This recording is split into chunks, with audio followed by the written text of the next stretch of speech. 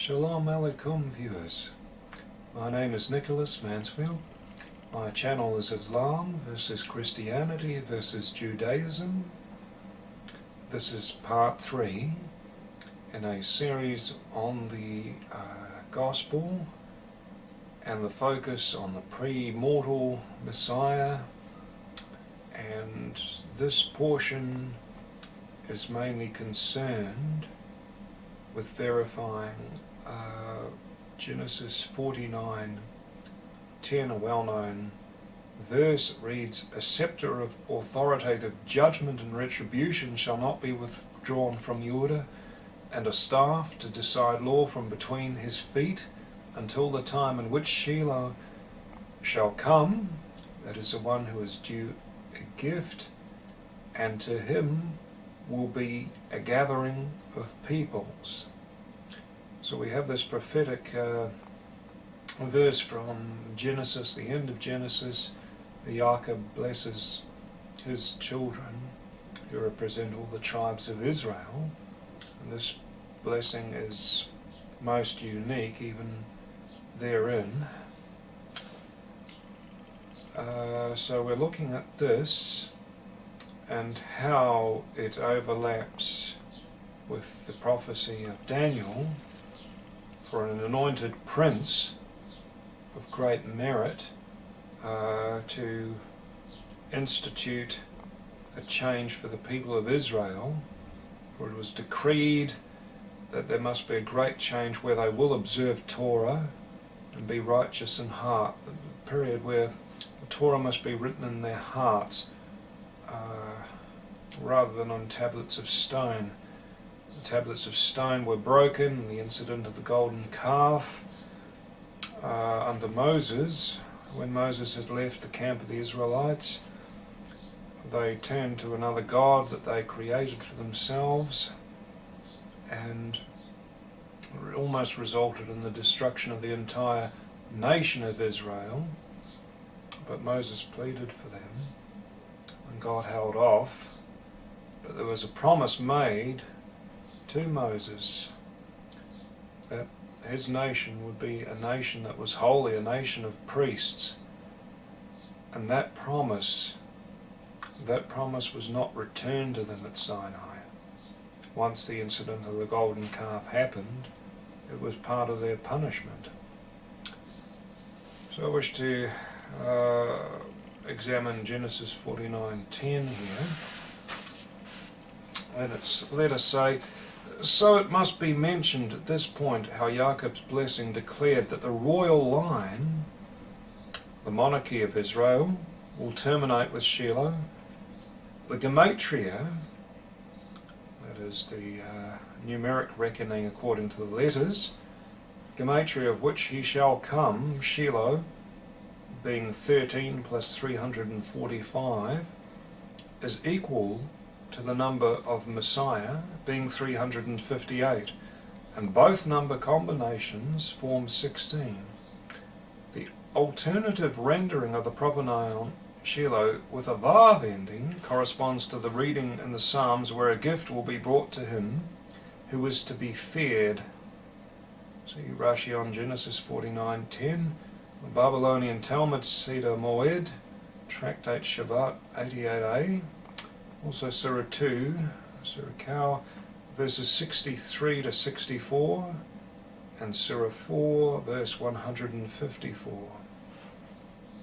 Now the last official king of Jews was Marcus Julius Agrippa, Herod Agrippa II, otherwise known as, partially of Hashmonean descent, one who reigned until he was deposed by the people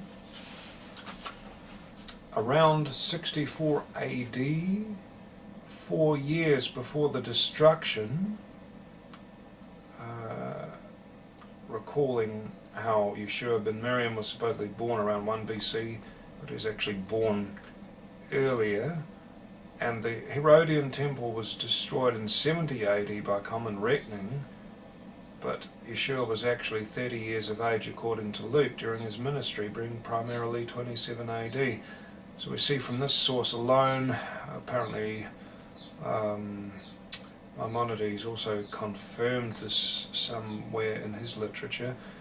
There was a discrepancy of 2 to 3 years, probably 2 years, and the destruction of the Herodian temple was actually 68 AD. Now, under the final occupation by the Fourth Kingdom of Rome, reading Daniel chapter 2, verse 33 and 40 to 43, Juda's sovereign power effectively lapsed once and for all, and they became subject to the final power which Messiah must break. See Daniel 2, 34 to 35, Flavius Josephus's Antiquities 1713-2. Although they still retained authority to administer official legal justice, it was no longer through a king in many cases. According to the region of Israel and the magnitude of the crime in question, see Flavius Josephus Antiquities 18:11, we shall see how the prophecy gives us 2 sets of 70 or 140 years, probably from around 10 years before the unspecified removal of the ark until a rebuilt sanctuary, and from that time until a pivotal moment when Israel must usher in all righteousness, becoming a light to the nations according to Torah. See Isaiah 42:6, 49:6 and 63. A period of 69 weeks, 483 years in other words, corresponding to approximately 27 AD. But that year must be full, so the time commences at the end of 26 AD according to the allotment of the remainder. Although it is uncertain whether the 7 weeks of 7 years can be of relevance in this calculation, it certainly does correspond closely to the commencement of the temple reconstruction under Herod, perhaps even aligning to his actual decision or decree to undertake the work.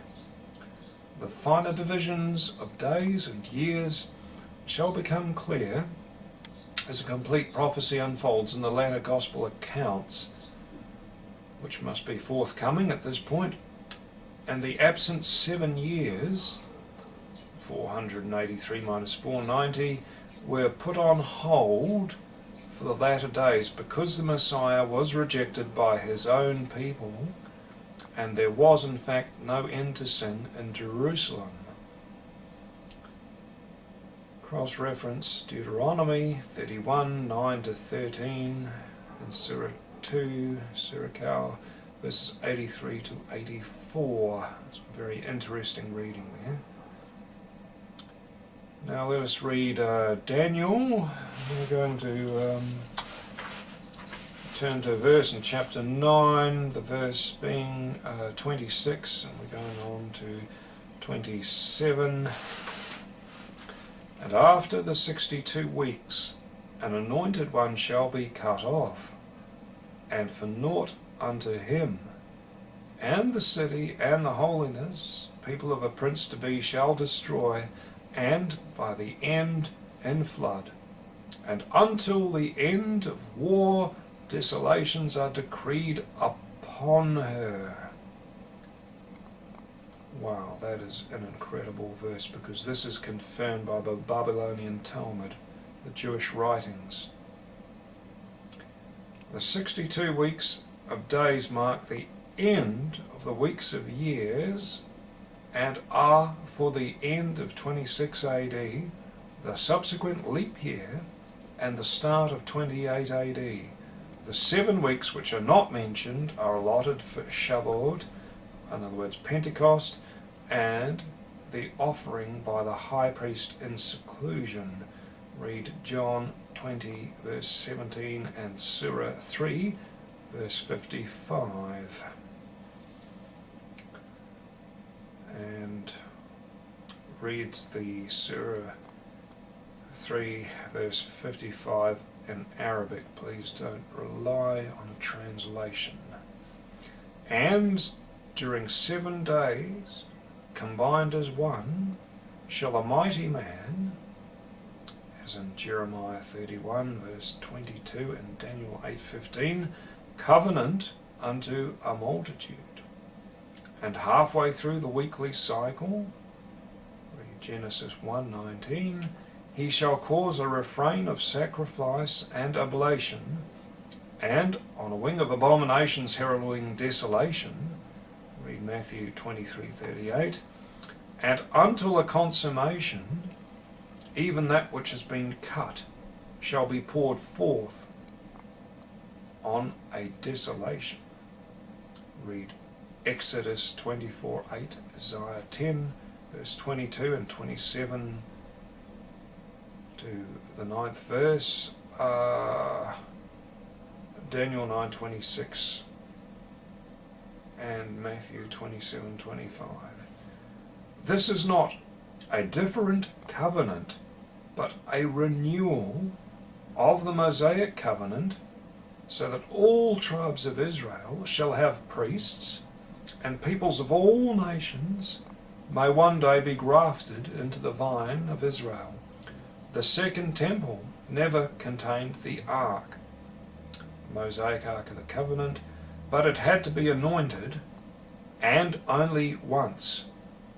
For this reason, the west side was reserved for that purpose, as it is alluded to in the Mosaic Torah.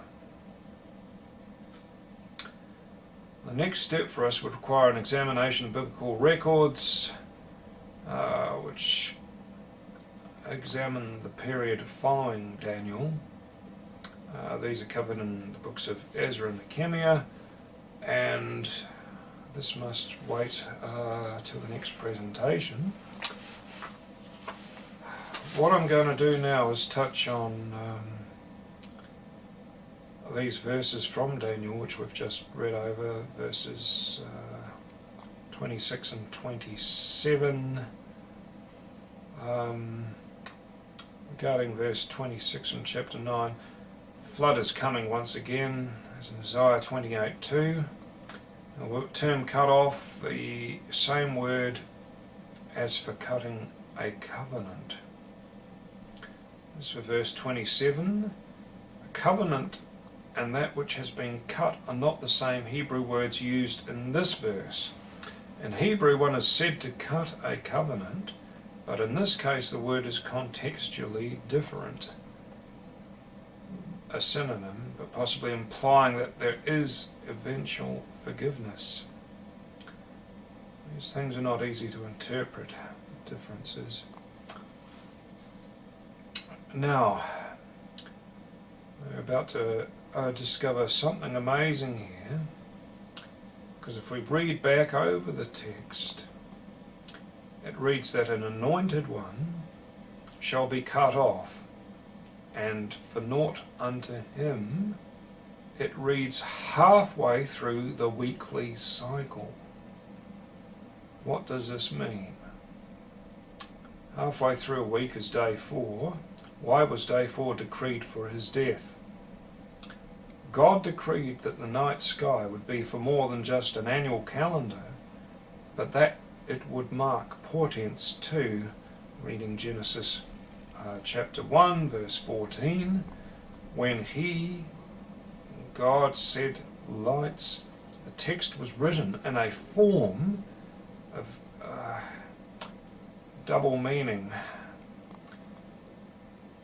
Even to the Hebrew of this day, it may be read as an imprecation or malediction, or a curse. Rashi notes this double meaning in regard to the traditions of the Sephardic elders, Muhammad, who observed fasts on day 2 to day 5 according to the Jewish Virtual Library. Day 4 was a fast for deliverance from the curse of diphtheria, which seemed to set in about this time. Read the Babylonian Talmud, Seder Moed, Tractate Ta'anith, 27b, and Rashi on Genesis 1 verse 14. Hence this was a demonstration of the reading and a reminder of the greater curse, a mighty leader for Israel cut off without cause, and they spoke as one. Let his blood be upon us and our children, according to Matthew 27 verse 25. These are pretty heavy things, but it is the reading of the Hebrew which makes things clearer, and why this particular day, the middle of the week, was chosen for the execution of Messiah. I don't want to go over too much on this particular lecture regarding the details of the chronology therein. It was Michael Rood, the American fellow, who in recent times made the chronology of the Gospels a lot clearer, but he's not always right on matters, and I have clarified the dates which pertain to the ministry of 1 week according to Daniel, and how it must be played out in relation to the chronology established by the Apostle John in his Gospel. Because this final week is absolutely crucial to defining the duration of the ministry of Messiah according to what was specified by the prophets. So I wish to go over that in a lot more detail in my forthcoming presentations, which will be from one end of the gospel to another. So I hope you have patience for that. But this is what Daniel said: the middle of the week and the duration of a week.